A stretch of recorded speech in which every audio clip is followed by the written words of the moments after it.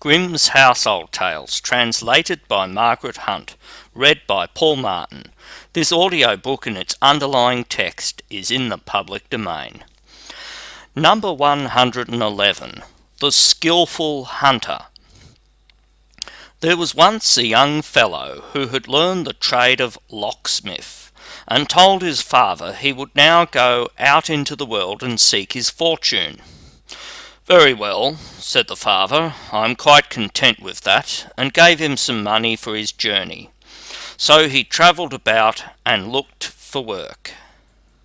After a time he resolved not to follow the trade of locksmith any more, for he no longer liked it, but he took a fancy for hunting. Then he met in his rambles a hunter dressed in green, who asked from whence he came, and where he was going. The youth said he was a locksmith's apprentice, but that the trade no longer pleased him, and he had a liking for hunting. Would he teach it to him? "Oh yes," said the hunter, "if you will go with me." Then the young fellow went with him, bound himself to him for some years, and learned the art of hunting. After this he wished to try his luck elsewhere, and the hunter gave him nothing in the way of payment but an air gun, which had, however, this property, that it hit its mark without fail whenever he shot with it. Then he set out and found himself in a very large forest, which he could not get to the end of in one day. When evening came, he seated himself in a high tree in order to escape from the wild beasts. Towards midnight it seemed to him as if a tiny little light glimmered in the distance. Then he looked down through the branches towards it, and kept well in his mind where it was. But in the first place he took off his hat and threw it down in the direction of the light, so that he might go to the hat as a mark when he had descended. Then he got down and went to his hat, put it on again, and went straight forwards. The farther he went, the larger the light grew, and when he got close to it, he saw that it was an enormous fire, and that 3 giants were sitting by it, who had an ox on the spit, and were roasting it. Presently one of them said, "I must just taste if the meat will soon be fit to eat," and pulled a piece off, and was about to put it in his mouth, when the hunter shot it out of his hand. "Well, really," said the giant, "if the wind has not blown the bit out of my hand," and helped himself to another. But when he was just about to bite into it, the hunter again shot it away from him. At this the giant gave the one who was sitting next to him a box on the ear, and cried angrily, "Why are you snatching my piece away from me?" "I have not snatched it away," said the other. "A sharp shooter must have shot it away from you." The giant took another piece, but he could not, however, keep it in his hand, for the hunter shot it out. Then the giant said, "That must be a good shot to shoot the bit out of one's very mouth, one that would be useful to us." And he cried aloud, "Come here, you sharpshooter, seat yourself at the fire beside us, and eat your fill. We will not hurt you, but if you will not come, and we have to bring you by force, you are a lost man." At this the youth went up to them and told them he was a skilled hunter, and that whatever he aimed at with his gun he was certain to hit. Then they said if he would go with them he should be well treated, and they told him that outside the forest there was a great lake, behind which stood a tower, and in the tower was imprisoned a lovely princess, whom they wished very much to carry off. "Yes," said he, "I will soon get her for you."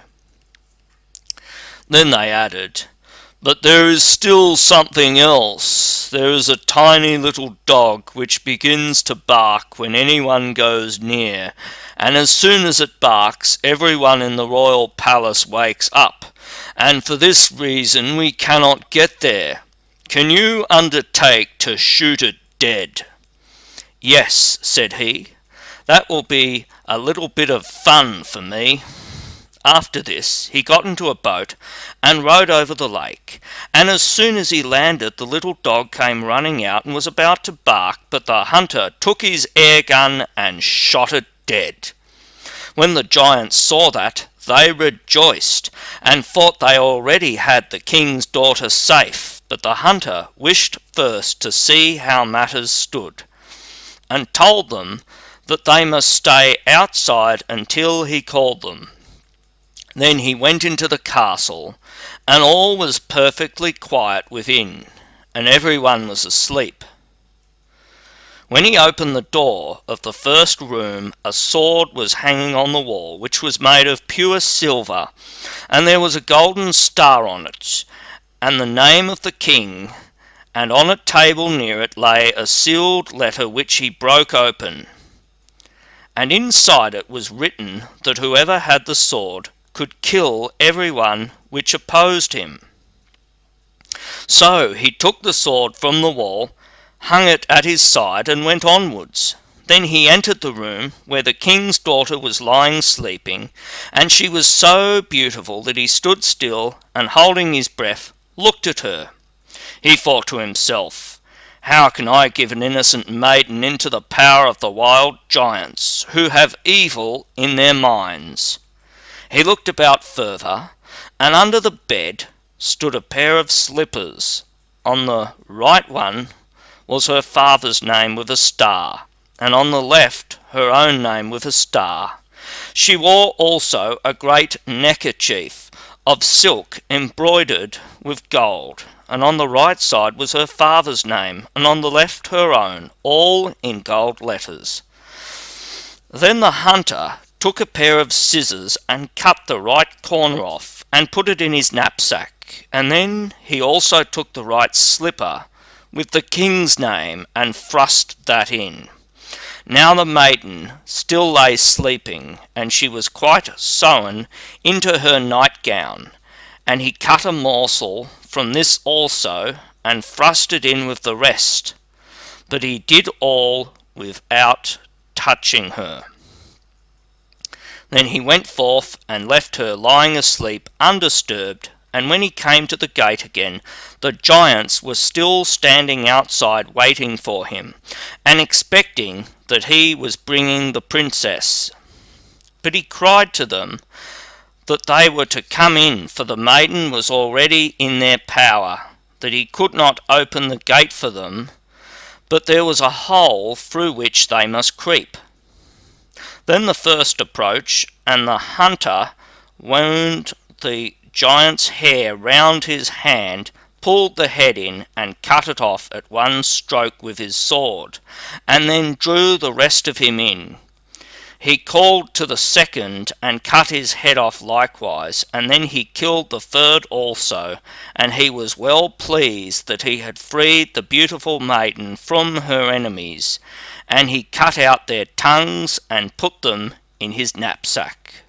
Then thought he, "I will go home to my father, and let him see what I have already done, and afterwards I will travel about the world.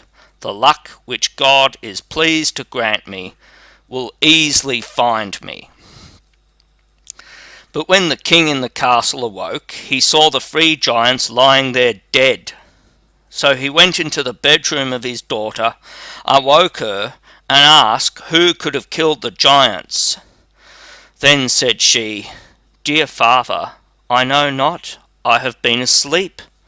But when she arose and would have put on her slippers, the right one was gone, and when she looked at her neckerchief, it was cut, and the right corner was missing.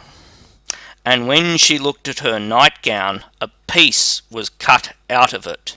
The king summoned his whole court together, soldiers and everyone else who was there, and asked who had set his daughter at liberty and killed the giants.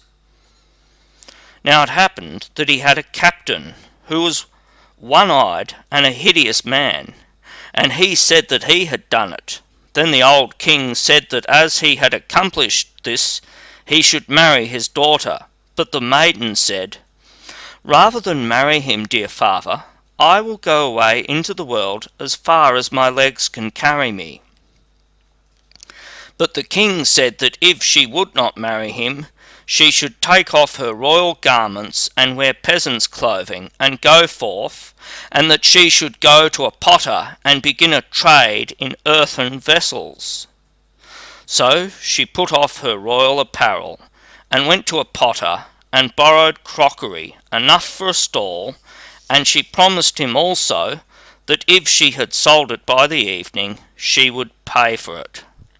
Then the king said she was to seat herself in a corner with it and sell it, and he arranged with some peasants to drive over it with their carts, so that everything should be broken into 1,000 pieces. When therefore the king's daughter had placed her stall in the street, the carts came by and broke all she had into tiny fragments. She began to weep and said, "Alas, how shall I ever pay for the pots now?" The king had, however, wished by this to force her to marry the captain, but instead of that she again went to the potter and asked him if he would lend to her once more. He said no, she must first pay for the things she had already had. Then she went to her father and cried and lamented and said she would go forth into the world. Then said he, "I will have a little hut built for you in the forest outside, and in it you shall stay all your life long and cook for everyone, but you shall take no money for it." When the hut was ready, a sign was hung on the door, on which was written, "Today given, tomorrow sold." There she remained a long time, and it was rumoured about the world that a maiden was there who cooked without asking for payment, and that this was set forth on a sign outside her door. The hunter heard it likewise, and thought to himself, "That would suit you, you are poor and have no money." So he took his air gun and his knapsack, wherein all the things which he had formerly carried away with him from the castle as tokens of his truthfulness were still lying, and went into the forest and found the hut with the sign, "Today given, tomorrow sold." He had put on the sword with which he had cut off the heads of the 3 giants, and thus entered the hut and ordered something to eat to be given to him. He was charmed with the beautiful maiden, who was indeed as lovely as any picture. She asked him whence he came from and where he was going, and he said, "I am roaming about the world." Then she asked him where he had got the sword, for her father's name was on it. He asked her if she were the king's daughter. "Yes," she answered. "With this sword," said he, "did I cut off the heads of 3 giants." And he took their tongues out of his knapsack in proof. Then he also showed her the slipper, and the corner of the neckerchief, and the bit of the nightgown. Hereupon she was overjoyed, and said that he was the one who had delivered her. At this they went together to the old king and fetched him to the hut, and she led him into her room and told him that the hunter was the man who had really set her free from the giants. And when the aged king saw all the proofs of this, he could no longer doubt, and said that he was very glad he knew how everything had happened, and that the hunter should have her to wed, on which the maiden was glad at heart. Then she dressed the hunter as if he were a foreign lord, and the king ordered a feast to be prepared. When they went to table, The captain sat on the left side of the king's daughter, but the hunter was on the right, and the captain thought he was a foreign lord who had come on a visit. When they had eaten and drunk, the old king said to the captain that he would set before him something which he must guess. Supposing anyone said that he had killed the 3 giants, and he were asked where the giants' tongues were, and he were forced to go and look, and there were none in their heads, how could that happen? The captain said, "Then they cannot have had any." "Not so," said the king, "every animal has a tongue." And then he likewise asked what anyone would deserve who made such an answer. The captain replied, "He ought to be torn in pieces." Then the king said he had pronounced his own sentence, and the captain was put in prison and then torn in 4 pieces. But the king's daughter was married to the hunter. After this he brought his father and mother, and they lived with their son in happiness, and after the death of the old king he received the kingdom.